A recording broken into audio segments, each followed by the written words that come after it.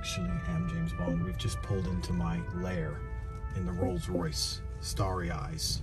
Got the starry roof. Look at my other cars. I'm James Bond. And it was fun for a very long time, but I'm starting to get genuinely concerned. Have you heard of the story of the Sword of Damocles? Have you heard of that? Never. It's an old story. I think it's ancient Greek. It's very, very old. And it's a story about a king who did a lot of crazy things, a lot of brutal, horrible things to come to power. And once he came to power, he could no longer rule fairly or justly because he would look weak in the eyes of his enemies. So he continued to do unfair and unjust things. And the king, Damocles, was sitting on his throne. And all around his throne, he had gold, he had beautiful women, he had fruits, he had everything a man could desire. And his servant of many, many decades, 30, 40 years, said, I can't imagine how it would feel to sit in that throne. I've seen you in that throne for all of this time, and all I can imagine is the feeling of just sitting on that throne and people adoring you. I can't possibly imagine it.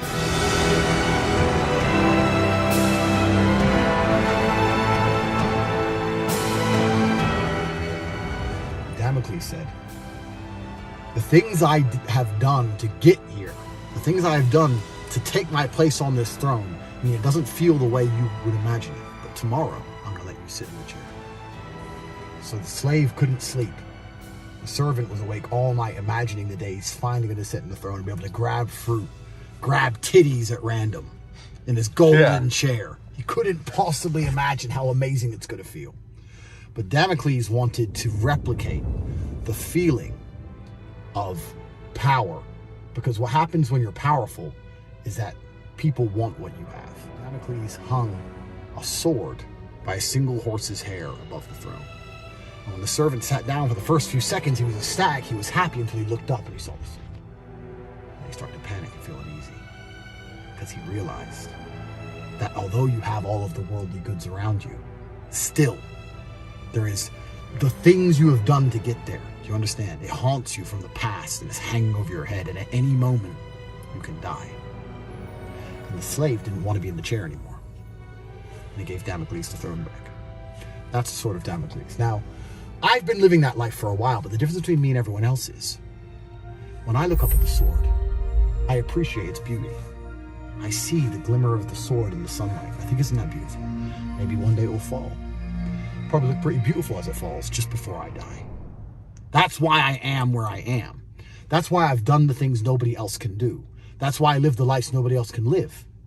Well, everyone sits to me and goes, oh, Andrew, I want your life. You couldn't do what I've done. I've told you all what I've done, and you still won't do it. You can't do what I've done because you couldn't handle being me. The sword would frighten you. I've learned to fall in love with the sword. It's fine that it's over my head. People have tried to kill me before. There are people in the world who are actively planning to kill me right now. That's fine. All I can do is prepare to make sure that I don't make it easy for them. So when I sit here with all my bitches around me and my beautiful cars in my castle, and everyone's jealous of me, I want you to understand that you are inferior to me. Because of that, you could not possibly be where I am. I know you're thinking, how does this all tie back to James Bond? But this ties back to James Bond heavily because I actually am James Bond. When most people watch the Bond movie, what they do is they immerse themselves in fantasy. And they watch it, and then they go back to their 4 out of 10 wife, and they read a book before checking into work tomorrow at 9 a.m. because if they're late, their boss will tell them off. They don't ever get to be the maverick. They don't ever get to break the rules. They don't ever get to be the guy who's so fucking good that despite the fact he does nothing the way he's supposed to do it, they simply need him. I am that guy.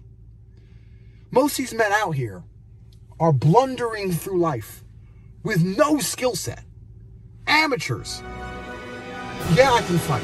Yes, I can drive. Yes, I can shoot. I've shown it all. But it's not even about that. It's about the mentality that Bond has. Most men look at a girl and they want to fuck her because she's beautiful. I will state with conviction, besides James Bond and Andrew fucking Tate, we're the last two people on the planet who will look at a beautiful woman and think, I have to fuck her so that she tells me what I want to know. I have to fuck her so she obeys me. I don't give a shit about having sex with people. Fuck them so they listen to me. So I can get what I actually want, which is not them. It's a means to an end. Every single Bond girl was exploited. That's exactly what I do. When I watch a Bond film and I see him basically pimp a bitch, to me that speaks to my heart. I've been there. I've done that. Anyone who's followed me long enough knows that I first made my $1 million with a webcam business. I have met with a good personality and thought, she will make me money. I have to fuck this bitch. I don't want to have sex with her. I just need the money. Bond needs the fucking nuclear codes. Do you understand? I am James Bond. People have tried to kill me. I felt a blade. My skin has been penetrated by murderous steel. Men out here haven't. They watch a James Bond movie, eat their popcorn, go back to Starbucks, go back to their middle management. They've never been selling drugs to pay the rent and someone's tried to fucking kill them. Bond sleeps lightly. Watch the movie. You think that doesn't happen to me fucking 3 times a week? I wake up and grab the fucking knife next to my fucking table? That's my exact life. I am actually fucking James Bond head to toe. All the driving scenes, you can see me do all over YouTube, all the shooting, all the professional fighting, outside of the realms of fantasy, the closest thing a human being can be within the constraints of the real world is me. I'm the closest possible thing to James Bond. And the reason I am upset is because these last few Bond movies have been telling me something. And what they've been telling me is that for men like me, time is running out. In the 1950s, 1960s, 1970s, Bond can womanize as I do. Drive beautiful cars as I do. Drink as I do. People say on Tate Confidential, Tate, you never get hungover. All you do is drink. I don't allow myself. Do you understand? James Bond is never hungover. You can't be hungover when people are trying to kill you. You must survive. And for the longest time, James Bond was the only other person on the planet I could look at and go, you know what, Andrew, you're not alone. There's someone else out there who's living the life you live with all of the things every man wants but couldn't handle having. But these last few movies, I've noticed things starting to change. Have you noticed these last few movies? Bond is old. Bond's ways are no longer needed. We need a new generation. We need the computer geeks. We need the people who listen to the system, follow the rules. Then this COVID virus came along. This is here now. Follow the rules. Obey, obey, obey.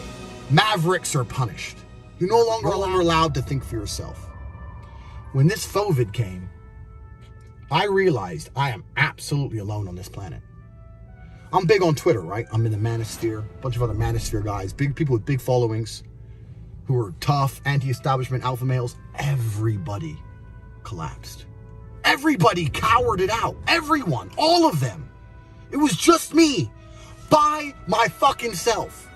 Who resisted the system. Who went to Sweden. And fucked a bunch of women. Because what would James Bond... Martini? Like a martini. Shaken or stirred? Do I look like I give a damn?